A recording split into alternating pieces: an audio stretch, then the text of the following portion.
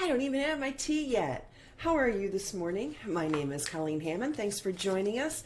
I am a former on-camera meteorologist for the Weather Channel turned executive image consultant who forgot to put my microphone over here, executive image consultant and strategist. And I help women within 30 days to put forward their best look possible, either in person or online, because yes, like it or not, it's true, it's not fair, we all hate it, but people judge us based totally on what they see, what we're wearing, how we present ourselves, the whole shot. So, getting my tea ready to go this morning. I got caught up reading an email from PayPal that they immediately denied my appeal based on buyer's remorse. I said, gosh, did you guys not read anything that I sent you? It wasn't buyer's remorse. The product doesn't work. So, but the good news is that the, sorry, the developer of the program has reached out to me personally. Gosh, maybe because this is a popular show, I don't know. And gave me a cash bonus, an offer for any of his other products that he will give me for free, and he's personally going to go in and fix my program. So I think part of the reason is that they've had so many requests for return that PayPal told me their account is about to be shut down, and they weren't supposed to tell me that. So you know, the good comes with the bad, and I've met some amazing people like Sandra, who has become a friend, and we're going to collaborate on some projects together in the coming months, and I'll be telling you more about that, about snapping it forward, and of course I have to get on Snapchat now. So anyway, how's everybody doing this morning? I want to talk about 3 things to stop feeling guilty about. We'll talk a little bit about guilt, a little bit about shame, and how it fits into our life in a good way. Guilt does. And how when guilt goes into shame, it's actually a bad thing. So hopefully everybody can hear me fine. Morning, Sister Fran. Sister Sherry's here. Lauren's here. Hey, good morning, Lauren. And Liz is here. I see Paul and Victoria as well. I wasn't watching. I worked. I had a consultant contact me the other day. She's an expert in live streams, like one of the top live stream people. To give me a free consultation. And she said, I love how you engage with your people, but you engage far too much. 21 below for Jocelyn. Drier than a popcorn. The skin's going to peel off. That's not good. Don't like it dry. And she said, popping back and forth, you know, like, hi, whoo. She said, give your content, and then go engage. The problem is I can't see. I can't scroll back between, well, here, maybe I can if I do it this way. Oh, I actually can if I do it this way. Kolana. Kenosha, Wisconsin. Yeah, I'm sure it's very cheerily up there. Maria's here. Jocelyn's here. Oh, actually, I can now. I see what she meant. Okay, so there is a way to scroll back. Got it. Thank you. So now I know that. All right, let me get my headsets out of the way because I was working on some stuff earlier. But anyway, also today is the anniversary of the Boston Tea Party. So this morning, instead of my usual coffee, I am having my tea in my very large cup. So it has to steep for a bit here because I just put these bags in, but boy, am I thirsty. Oh, she did tell me some good tips. Now I can see this over here. Sherry, Brandon, Jocelyn, Victoria, Joanne. Got it. Getting it. 42 in North Central Florida. 2 shares already. Wait a minute. Forgot to mute this too. Forgot to mute my Periscope app. There we go. People are just starting to wake up around in my house too. Oh, and I forgot to hook up Instagram. You know, I have a checklist now that I've been developing, and so I'm not starting Monday. I'm going to be going through the checklist before I press the live button. So did anybody? I didn't get a chance this morning to check the news because I was dealing with the owner of the Live Leap app. So does anybody check news? What's going on? Have I missed anything?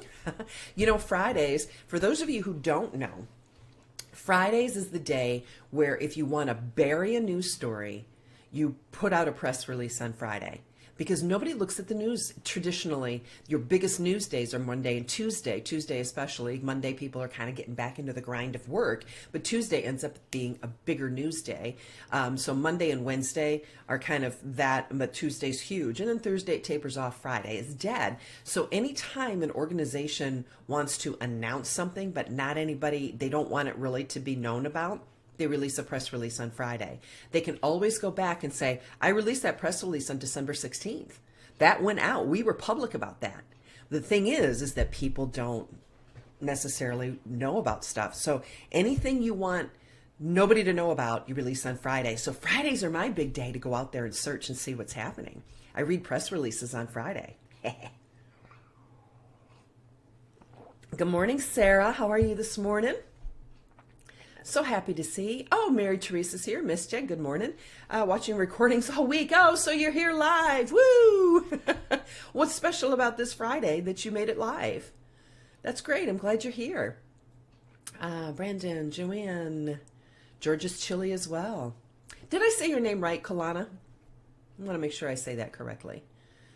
Because some people, it could be Kolana, it could be Kalana. Because my name is Colleen, not Colleen. So just want to make sure I'm saying it correctly. Hey, girl, there's Sandra. Kara says hi, too. Hi, Kara. Mostly snow reports on the trial and guilty verdict of the mass murderer. I mixed that, Sherry.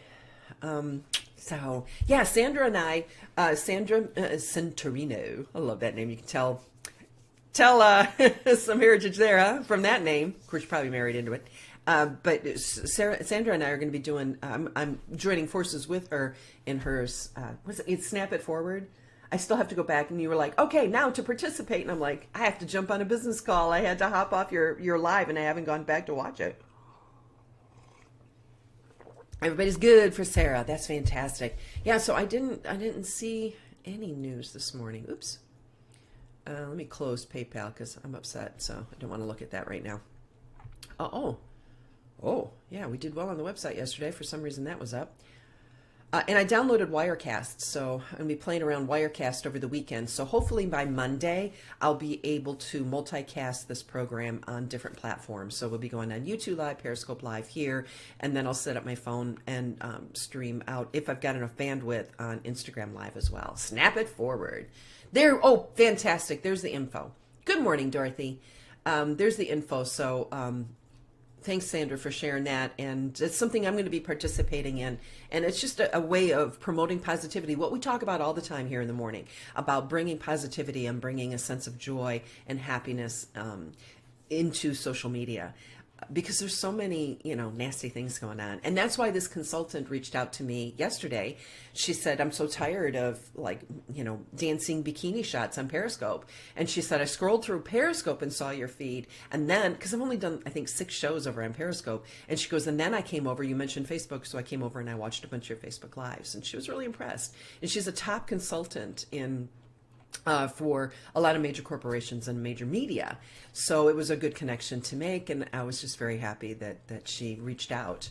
Usually getting ready for the homeschool day, but Fridays are our day off. Yeah, when we were doing homeschooling, we had Friend Fridays.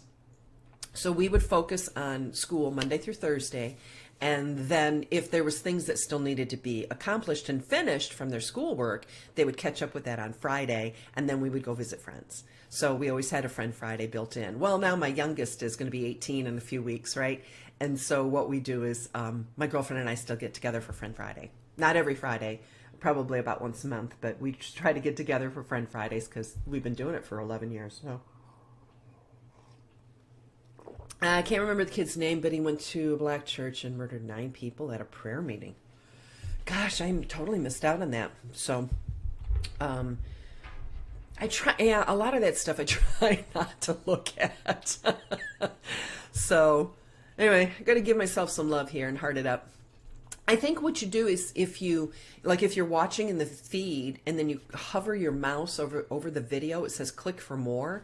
Then what it does is it kind of pops it does a pop-up window. And from that pop-up window, which I just opened for me so I can monitor comments, then you can offer like multiple thumbs up and you can give laughter, that kind of stuff, and give some thumbs up. So instead of just clicking the thumbs up once or the heart once, you can do it multiple times. I don't know what that does for us on our Facebook feed, but I can't think it would hurt. So anyway, so I'm toying around with Wirecast this weekend, and hopefully we'll be able to multi-stream starting on Monday. So depending on my bandwidth. So I'm going to lower all my settings so that I can go out in multiple areas, and we'll see how it works. We'll see how it works. The challenge with that is that I can't keep up with comments on YouTube Live, on Periscope Live, and on Facebook Live, and on Instagram Live all at the same time. So I'm not exactly sure how that's going to work, but we'll play it by ear and we'll see how it works. And if it doesn't work, then I'll just go back to, just stacking my shows. Maybe, Facebook, maybe I do Periscope at 7 from 7 to 8, and I do this one from 8 to 9, and then I pop over and do 9 to 10 someplace else, and that type of thing. I would rather do it all in 1 hour than 4 hours. But we'll see how it goes. We'll see how it goes. Anyway, yeah, assistant. I need plenty of assistants. Those for sure. Elves. I need some fairies. I need some leprechauns. Some good leprechauns to help me out in the morning. So anyway, good morning, Helena. How are you this morning? So this morning I wanted to talk about 3 things we need to stop feeling guilty about. And guilt can be huge. It can be suffocating. It can kind of stamp out joy in our lives. Yeah, that's one of the things I was thinking of too. That's what I've done, Jennifer, is talked about, if I'm on live, just say, if you want me to see your comments, come over to Facebook Live. And the challenge with that is that if Periscope sees that and they monitor shows, they're like, well, we're not featuring them. They're pulling everybody off of our platform. Facebook Live loves it. But especially now that they're trying to build Instagram, if I'm on Instagram saying, oh, if you're watching me on Instagram, come over to Facebook. I said that on my first Instagram, and I had, I think, 480 viewers at the time. My second Instagram when I went on, and my third, I had like 50, 78, I think. So I wondered if they saw that, because Instagram, of course, only launched Instagram Live to a certain number of people. And I wonder if they saw that and went, oh, she's pulling people off of our platform. We're not going to feature her. Oops. So I don't know. We'll just see. We'll play it by ear. We'll play it by ear. And I have ways of monitoring, like Facebook comments I can see, and I have Broadcast Pro for when I'm on Periscope. Of course, Sandra's trying to really push me to get on Snapchat. I'm working on it. So we'll see. Anyway, oh, that's right. It's afternoon for you. That's correct. Hey, good morning, Lori. There's my other sister. So guilt can serve a purpose. If it's suffocating, occurs too often, then, but it's there, then it can turn to shame. And shame, instead of guilt is, I did something bad. Shame is, I am bad, right? So there's a difference between the two. You can use guilt as a trigger for change, because normally so let me read the definition of guilt. Guilt is, good morning, Heather, a cognitive or emotional experience that occurs when a person realizes or believes, whether it's accurately or not, that he or she has compromised their own standards of conduct or has violated a moral standard and bears significant responsibility for that violation. Here's where we fall into a trap. Guilt is good when you recognize that you have violated your own personal code. A code of ethics, code of morality, or whatever. Where it becomes a problem is when you accept guilt for things that you don't have responsibility for. If you feel bad and try to impact change in an area that you don't have responsibility for. So that's the key part of the definition, is when you have violated a personal moral standard of conduct or a moral standard, and you bear significant responsibility for that violation. That's, I think, where we come into the disparity. And that's where guilt can suffocate us instead of triggering positive change. So I wanted to talk about this morning about 3 things that we feel guilty about that hopefully don't violate a social or a moral code, right? That we need to just stop feeling bad about.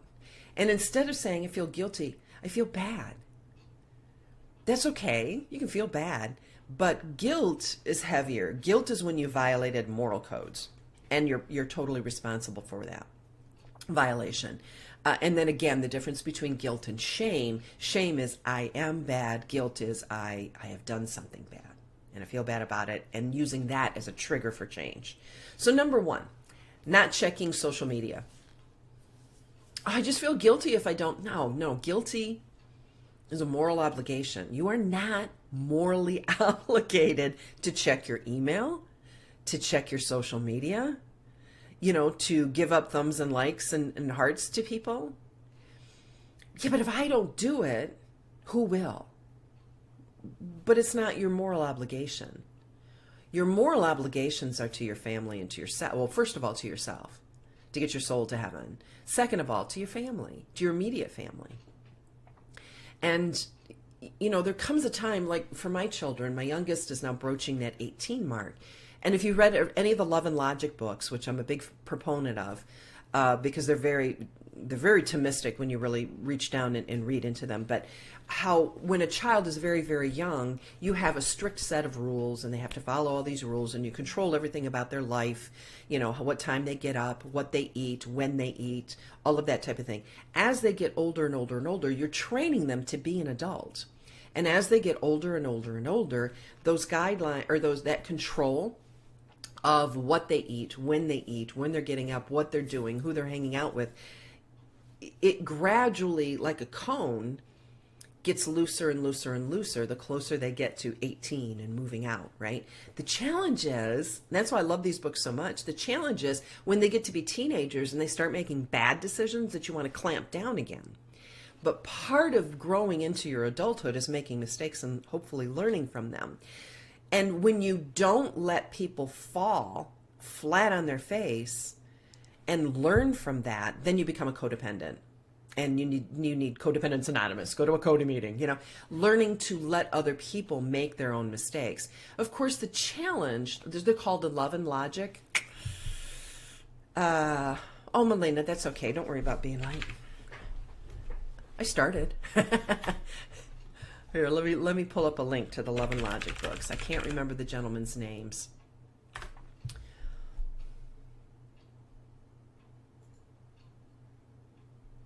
This one is, in particular, is the parenting book.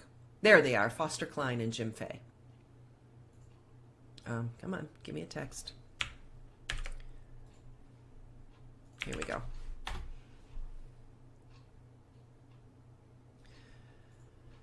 The challenge becomes at that teen years to really clamp down on things.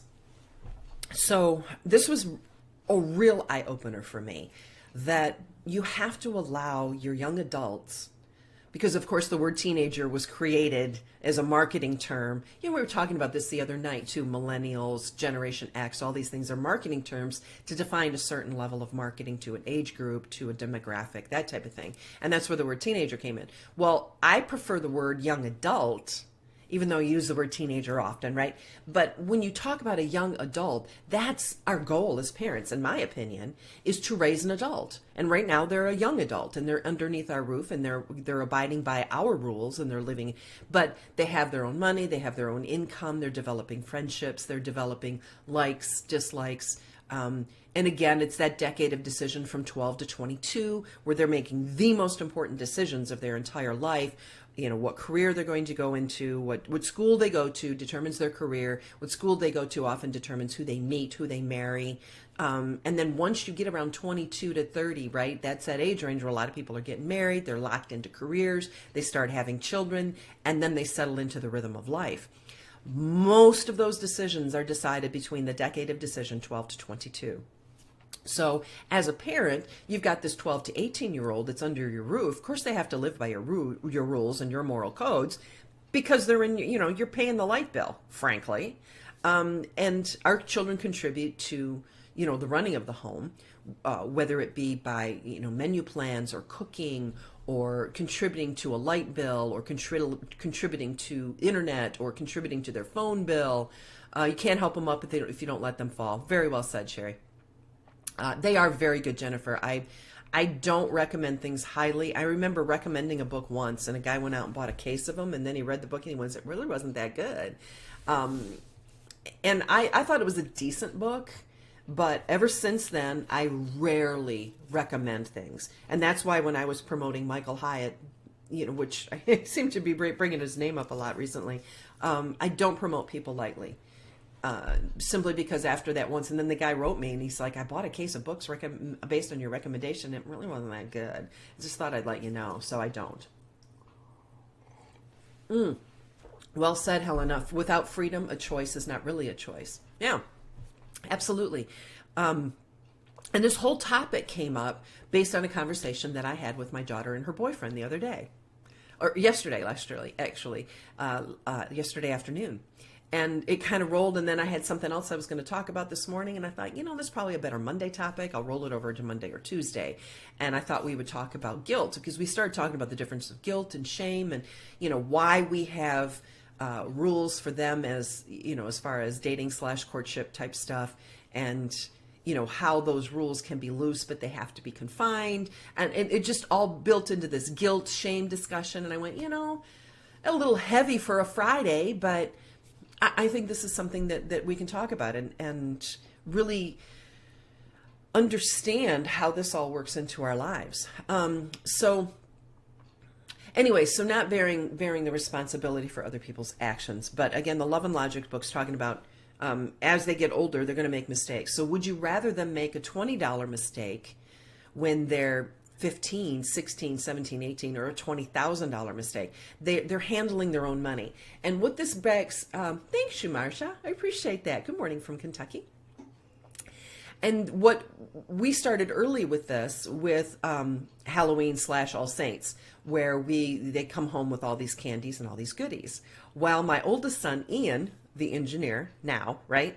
But at the time he was just 8, 10, whatever, 10, 12 years old. He would count out the days because he knew that we didn't do treats during December. We do treats. Christmas Eve, we make a bunch of cookies and all the treats and everything. And then the 12 days of Christmas, of course, start December 25th. Is the first day of Christmas. December 26th is the second day of Christmas. Not the 12 days preceding. That's also a marketing thing. Oh, celebrate the 12 days of Christmas. And marketing-wise, they're trying to sell things for Christmas, so they sell them before Christmas. No. Anyway, so my son, Ian, would count out all of his candy, determine how much he had, and then how many pieces of candy he could have each day so that they would all last him until Christmas. Then I had a daughter, very sanguine. All of her candy would be eaten within the first couple of days. And so Ian comes to me and says, you need to do with that. You need to make sure that they space out their candy. They have to only eat a certain number of candies each day like I do. And I said, no, that's their choice. If they want to eat all their candy in one night and throw it all up, that's their choice. That's their decision. And he said, yeah, but the problem is that they eat all their candy and then they come in and they're knocking on my door because I still have candy left and they want mine. I said, then don't give it to them. They don't get it. Sit at the kitchen table and eat it slowly right in front of them. I don't care, but don't give them any. And now, you know what? The daughter who used to scarf all of her candy is now so good with her money.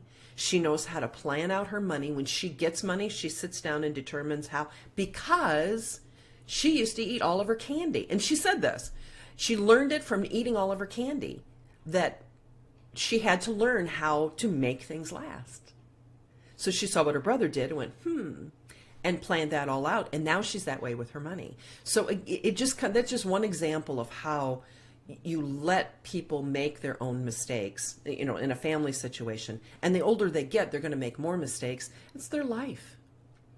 And the hardest thing as a parent I am seeing, now that I have 24, 22, 20, and almost 18-year-olds, is looking at what they're doing and not commenting unless they come to me for help. Because commenting is actually interfering. I've been informed. Hey Lisa, how you doing? Love this topic. Thanks for the book recommendation. No problem. Simple life lessons. Yeah, and the sooner they can learn them, the better off they'll be in life. So letting them make those mistakes. Okay, so let's get back to feeling guilty. So here's some guilt triggers. Again, number one being checking social media. Block out times of the day, like this hour, to, hey, good morning, Kathy. How are you? Yeah, I know. They grow so fast. I hate saying that because my parents used to say that too. Block out times that you check your social media. I don't normally check email until noon. And I got up an hour early this morning. I got up at 4:30 instead of 5:30. So I finished up my things and then I checked email. And then the snowball with the whole PayPal thing hit. And I was like, seriously? You guys like opened my appeals and shut it within hours? You know, I was like, come on. But everything happens for a reason. And maybe it's just for me to report this to Scam Busters. I don't know. But we'll see what happens. Other people are going to figure out your schedule. So if you don't respond to an email, I know multimillionaires that check their email once a day, like at the close of business day. They get up, they have their plan for the day. They work their plan for that day. And then at the end of the day, they check their emails. Now, of course, they have assistants that are probably handling some of the emails along the way. So I don't check email first thing in the morning as a general rule. I did this morning and now I'm regretting it. So I will get up, I'll do my things that I need done for the day. And then normally noon, right around lunchtime is the first time I check my email.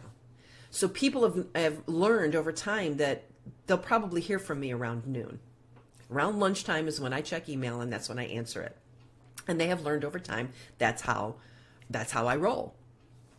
So we also use social media as a way of escape and not dealing with our own problems, not facing things. I'll do that if, something's going really bad. Like after I dealt with this PayPal email, I was so upset. I hopped on social media and I started looking around. I thought, what am I doing?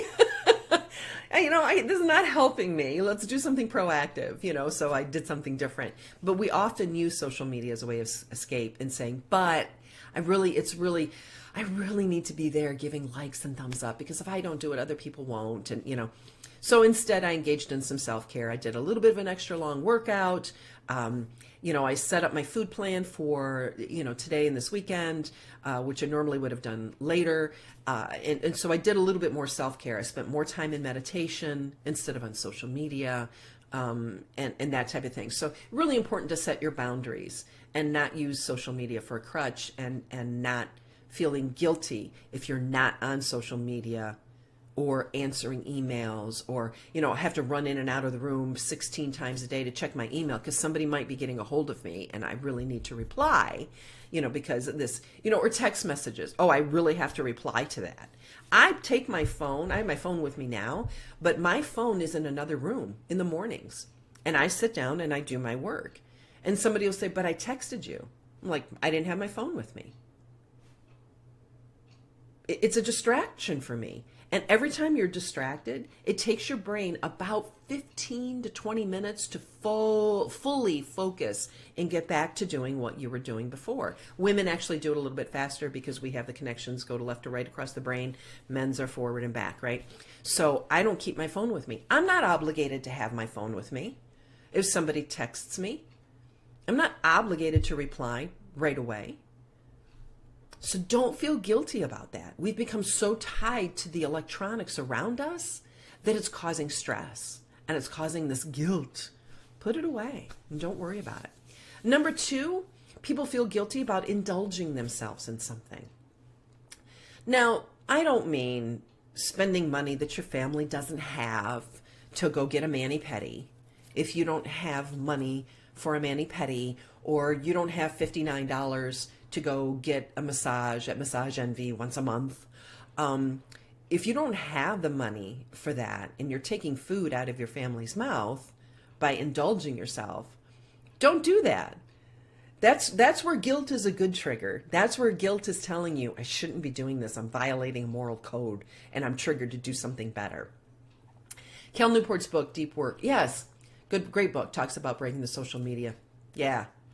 It's a great book. You're an introvert who loves that type of work.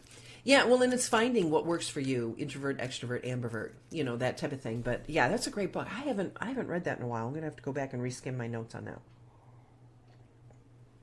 So if you can safely afford indulging yourself in something, then it's okay. It's not hurting others.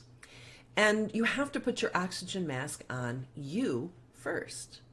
So if you have to lie low for a while, if you have to disengage from social media for a while, you have to engage in that self-care first. If you can afford, sleeping in once a week, the family should be able to, one of the things we teach early on is cooking meals so that everybody can learn, because you have to eat 3 times a day. It might as well be good food. So we teach everybody in this household to cook.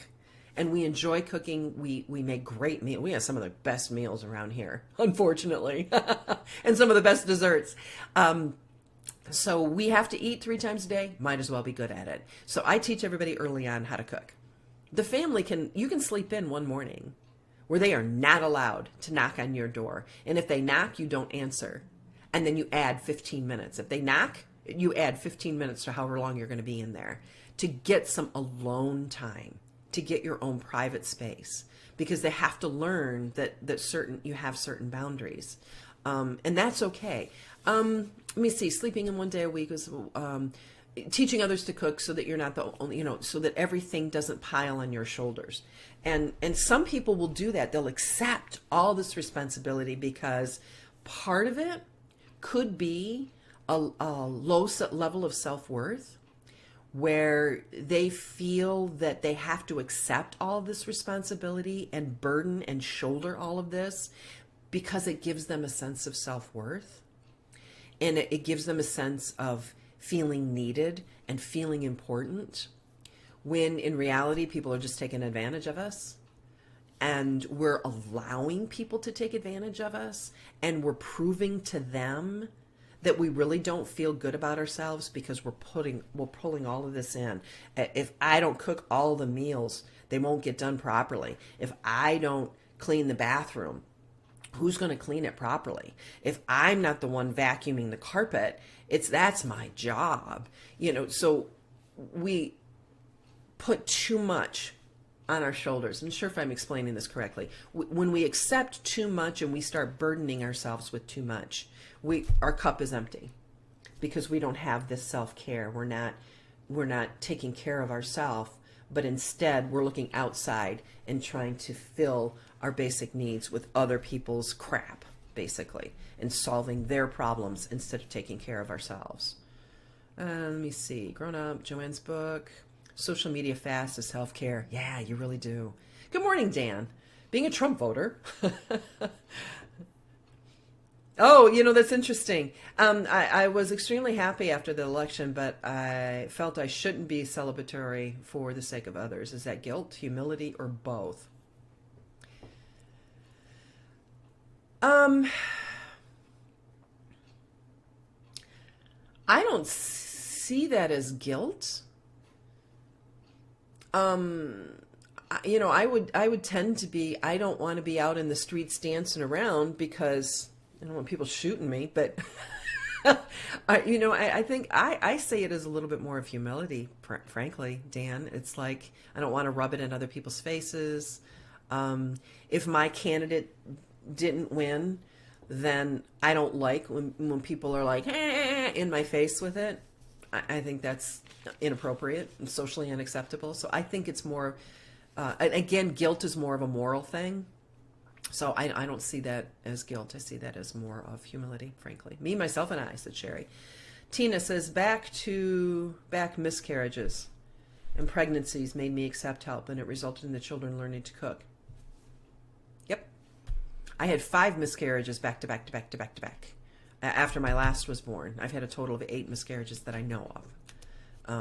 And 2 of them were late pregnancies, 4, 5, 6 months along. And that knocks you down for a while. And it is good. I think the children learn charity and humility and service to others. I think that's a good thing. Very good point, Tina. Thank you for sharing that. Danielle, yes, exactly what I've been feeling. Yeah, I needed to hear this morning. Good, thank you. Need to give myself permission for self-care. Please do. So easy to get myself completely lost in the daily upkeep of children, homeschooling, and home. I totally understand. Totally understand. And it's a huge mistake that I made in my life where I gave and I gave and I gave and I gave and I gave even when and then I was still giving when I was empty.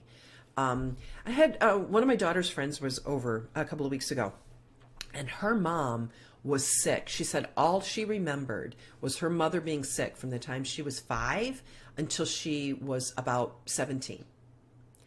And during that time, because her mom was so sick, her mom wasn't in a good mood. She didn't really have a strong relationship with her mom, which she misses now because there's things that happen during that age frame that you can't replace. And so it's part of it was because of how this lady had, a bunch of children, and she gave and gave and gave and gave and gave until she got herself sick. And then she got in this cycle of being sick, but still trying to give instead of just laying back, being sick, getting healthy, taking a couple of years to really get healthy and then come back at it. She strung it out 12 years or whatever. And that's all her daughter remembers is her mom being sick and cranky. So there's a reason, I say this all the time, you sound like a broken record. There's a reason when you're on a plane that they say, put the oxygen mask on yourself first before assisting others. You can't give from an empty cup. You fill your cup and you give from the excess. You give from the overflow. And love generates more love, which gives you more overflow. But sometimes we get that a little bit backwards where we're giving, expecting, and that's the other thing. We give so much and then we're upset. We're like, I give so much. Why don't people give back to me? Well, then you're giving for the wrong reasons. You're not giving out of love and true charity because you give and then you forget. That's true love and true charity, right? So if you're giving and then you sit back and go, why isn't anybody giving back to me? Then what were your ulterior motives? Why were you giving? Were you giving out of love and out of charity, or were you giving because you expected things in return? Wait a minute, the Bible says when you give, you get back 100-fold. Where's my 100-fold? I think you got it a little bit wrong. It's where you're giving and not expecting it in return is when it comes back 100-fold. So just to keep that in mind, so indulging in yourself, is it really indulging? If you can safely afford it, it's not hurting others. And in this case, like a number of you have expressed, when you're in a position where you have to kind of indulge yourself and get yourself healthy and maintain your health, which is a daily thing, we are obligated on a daily basis to keep ourselves healthy, then it's actually benefiting those around us for a number of reasons. If we're healthy and happy, when mama ain't happy, ain't nobody happy. So when we're healthy and happy, everybody around us can benefit from our health and our happiness. So to be okay with that type of self-care, sleeping in, allowing others to cook, requiring them to cook, teaching them to cook. The third thing that I think people, these are the three things I hear the most from people that I mentor and I work with. But the third thing is ending a relationship.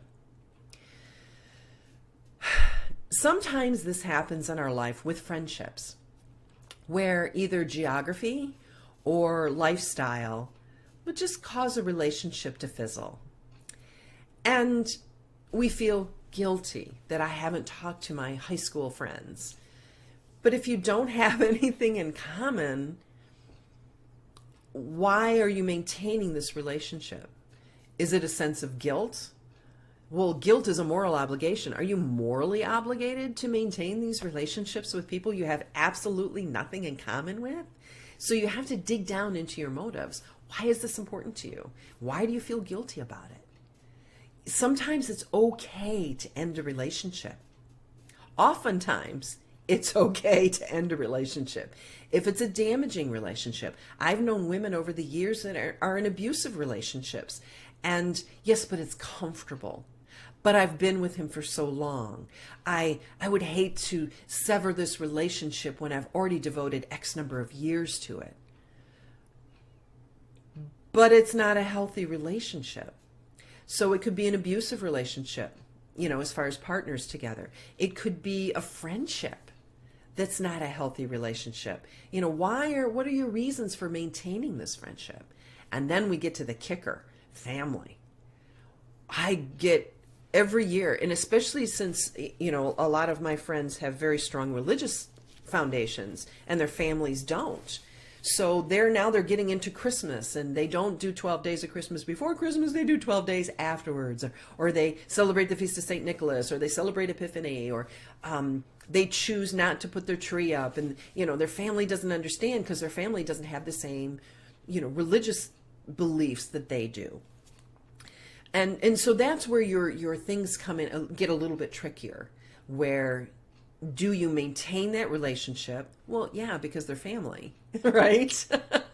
And it may just be a Christmas card every year, or it may be, because these are people you have to sit around Thanksgiving. Remember at Thanksgiving, we talked about how to handle Thanksgiving with family when you know the cast of characters and who's going to show up. And that was a really good show. I got so much great feedback on that show. We'll probably do that again for Christmas. Maybe we'll do that again next week. But, so family is different but there could be harmful family relationships as well. And it may be best for both parties to, if not sever that relationship, at least distance that relationship. And, I get calls about this and emails all the time. Right around the holidays is always when it pops in. Christmas and Easter. The Christmas poinsettias and the Easter lilies, the flower children come forth and say, but what do I do about my family? You have to be true to your beliefs, to your ethics, your morals, your code. And if they're not honoring that, then it's time to distance that relationship. So it becomes a professional relationship, which is what we talked about at Thanksgiving, of how to go into this situation with a professional attitude and point of view, where dealing with the facts and only the facts. Because the closer somebody is to us, whether in blood or emotions, the harder those relationships are to distance or to sever. And so remember I talked about that book, 10-10-10 by Susie Welch? How am I going to feel about this 10 minutes, 10 months, 10 years from now? Or 10 days, just put, is this instant decision of me blowing up and 10 minutes later, am I going to regret the angry words I used? Am I going to regret distancing this relationship in 10 months or 10 years? So using that 10-10-10 rule of, and again, in an abusive situation, is it better for me to stay here, especially if I have children? How is this going to impact their emotional development 10 months, 10 years from now? Or should I just bite the bullet and move on? It's going to be hard. I have to get over this hump. But once I'm on the other side, is it going to be better for me? Is it going to be better for my children? So using that 10-10-10, and people always ask, this is her book. You need to look up her website. I don't have her website handy, but that's her book. Probably has a lot of free information on her website, though. So feel free but that's the book. And then if you just Google her name or the name of her book, you'll probably find articles written about her book. And so you can glean a lot of information from her book from just reading the article. Book reviews are great like that. So if I counted book reviews, I probably read more than 3 to 5 books a week. Another thing I wanted to throw in a bonus. Feeling guilty about your own good fortune. Things don't happen by accident. People will say, oh, you're so lucky. But luck is a residue of hard work. Don't feel bad about the things you have. If you're in great shape, chances are it's probably because you eat healthy and you get your exercise. That didn't just happen. I remember this commercial from long, long, long ago. It was Cher, and she was doing a commercial for some, like a workout gym type of thing, Planet Fitness, or I don't think Planet Fitness was around at the time. But she said, if a good body came in a bottle, everybody would have one. And then she went on to promote hard work, exercise, and that's how you really get healthy and have a good body, right? And I have always remembered that. If being a millionaire came in a bottle, everybody would be a millionaire. If you could just go to Walmart and buy stuff off a shelf, we'd all have it. But luck is a residue of hard work. You have what you have because you worked for it. And then we feel guilty, like Dan was saying. I kind of feel guilty talking about, is it guilt or is it humility to not like, woo, yay, we're so happy our candidate won. That's one example of I worked for that. And now that it's happened, should I celebrate?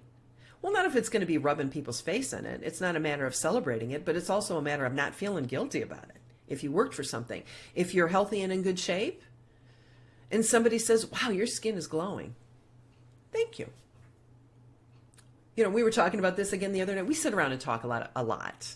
We don't watch television much. There's not really much on. But when we get together, we sit and we talk about ideas and comments. And so David said the other night, he goes, how do you accept a compliment? I said, you say thank you. And then you feel good about it because you worked for it. Heather says, how do you be involved in different clubs and such, but not feel guilty for not being very involved? I always feel like I could, so I should, but I overextend, and then I got to peel back, and then I feel bad. Yeah, well, you should feel bad that you overextended. And a lot of times what you do is you go in and say to a committee or to a group or whomever, yay, I'm so happy our Philly won. Yay, Lyrica. So Sherry. It's learning to say no. And I've become very good about saying no, because if you say no up front, you can always go back and go, you know what, I have a little extra time. Now I can be on your committee, right? But if you say yes, yes, yes, and then all of a sudden every hour of your week is spoken for, including the hours you really should be with your family type of thing, or whatever, and then you feel bad about having to go back and say no later. So I have learned it's easier to say no up front and blame it on your calendar. Remember we talked about when you block out time? Oh, wait a minute. Well, maybe that wasn't here. I was interviewed. It was the International Day of Womanhood. I talked about it. You sit down on your calendar and you block out all your family time, you block off your prayer time, you block off your school time, you block off everything, and then you devote a couple hours a week to extras if you have that time. Dorothy says, I remember a fellow student in college complained to her teacher that I got a good grade on a test I didn't study much for, and he said, she's so lucky. Pfft. Teacher replied, consistent luck is a skill. Oh, I like that. I think I'm assistant. Luck, in quotation marks, is a skill. I like that. Yeah, it is. It's not something that happens by accident. So if you're making good money, oh, you're so lucky. You live in this beautiful home. You're so lucky. What's luck? I work hard for my money. My husband works hard for his money. It's a beautiful home. I love our home. It's not the biggest, the best, but we have a nice place and we're comfortable. And money's tight because of the whole cancer thing, but this too shall pass. That's okay. So I don't feel guilty. I invite people over. We've got room. Come on over, So you did something. It just doesn't happen by accident. So yeah, back to Heather's, I'm going to finish up on Heather's comment too, that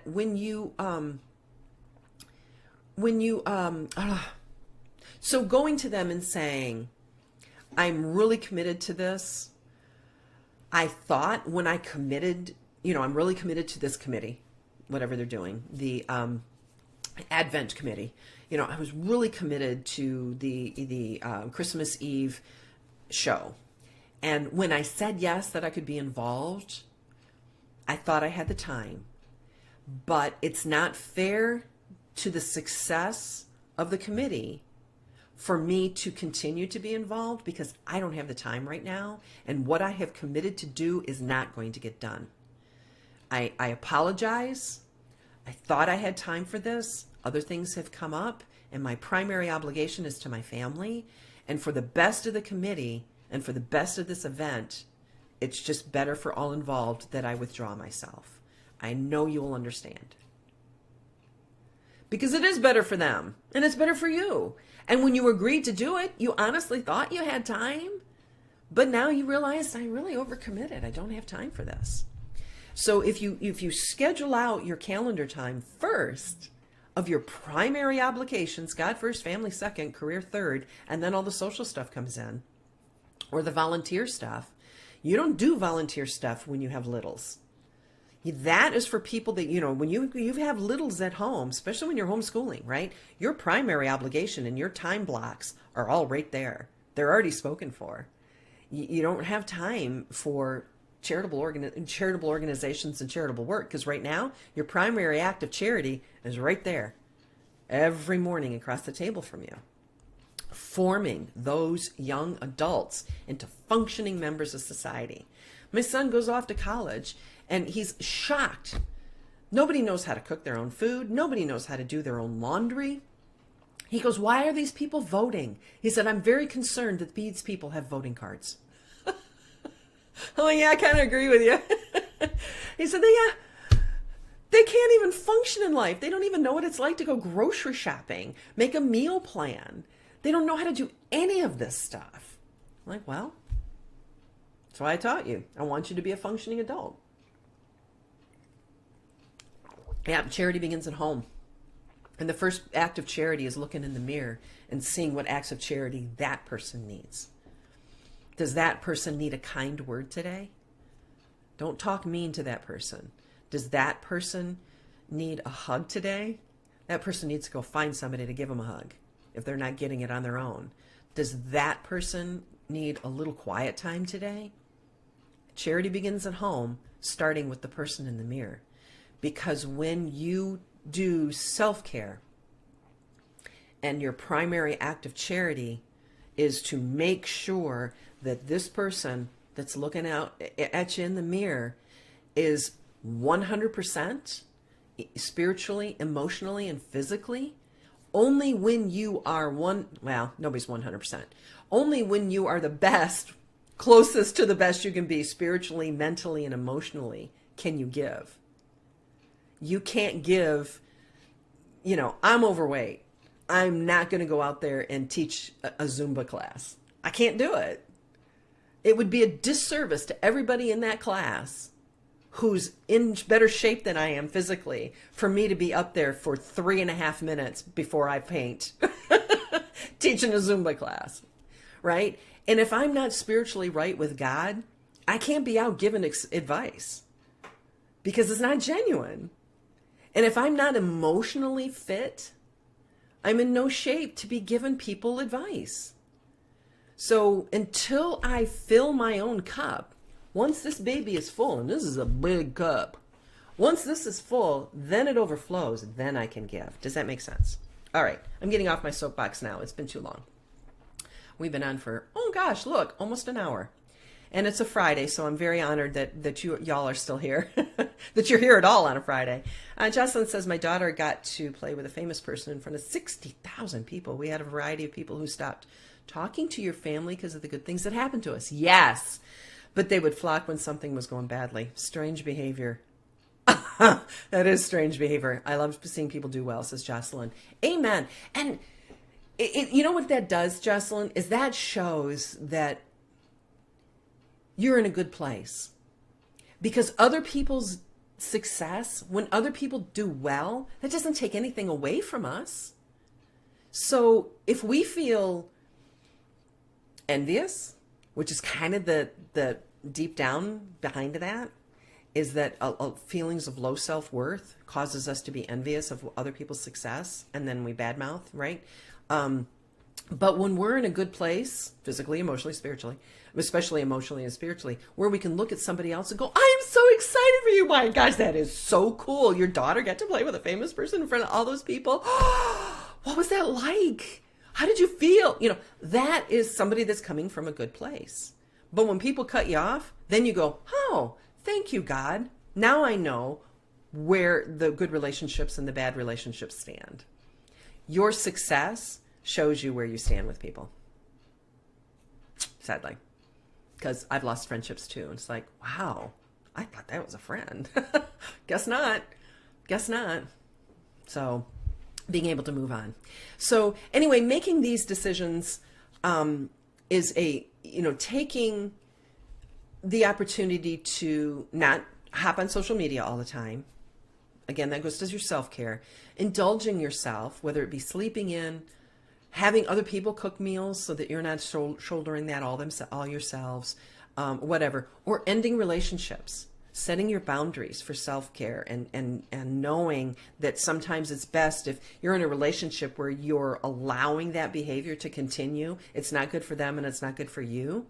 it's probably a good thing to sever those types of relationships, and also not feeling bad about good things that happen to you or successes that you've had, not gloating about them, obviously. Those types of decisions are good, selfish decisions, because again, it's the act of charity being first and foremost to the person in the mirror. Gotta run, says my sister Sherry. Prayers for my friend Lisa, still battling liver cancer. Prayers for all in need. Have a great weekend. Love you. Hope your phone is working. Her mare stepped on her phone. She had to replace her phone. That's pretty funny. So anyway, let's hop in and give some prayer requests. I hope that was helpful to some people. And let me pull up the prayer requests from my private page. Where am I? Facebook. Oops. Oops, if you spell face right. Facebook. Oop. Gosh, I'm just not typing very well today.